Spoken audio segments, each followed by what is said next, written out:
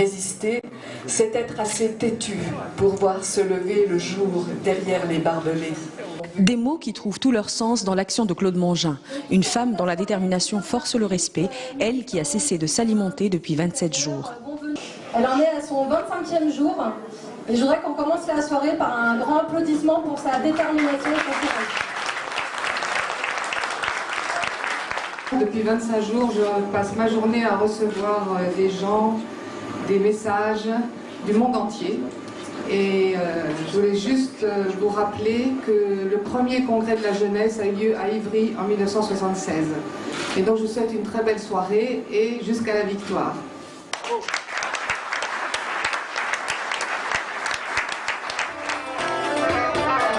Et c'est un grand concert de solidarité qui a réuni ses amis et habitants de sa ville, mais aussi toute la communauté sahraoui d'Île-de-France et au-delà, un élan auquel le groupe Tifriti a tenu à prendre part. Combat qui fait écho également chez les plus hauts responsables sahraouis venus au rassemblement qui célèbre les 45 ans de la création du Front Polisario. C'est l'incarnation du courage, c'est le symbole de la solidarité qui va jusqu'à plus que l'identification. Ce qu'elle revendique simplement, qu'elle puisse s'allier, l'être le plus cher, son mari est cher doublement parce que c'est un mari militant, c'est un mari qui combat pour une noble cause.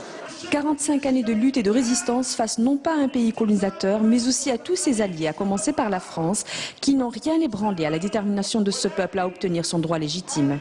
Les leçons à tirer, c'est que l'attachement à l'objectif et la disponibilité au sacrifice sont les garants d'une victoire certaine. Surtout qu'avec la détermination de l'envoyé personnel du secrétaire général Horst Kohler, mais aussi à la nouvelle décision du Conseil de sécurité de l'ONU, il y a eu un message fort comme quoi le temps est venu pour qu'il y ait une reprise sérieuse des négociations entre les deux parties.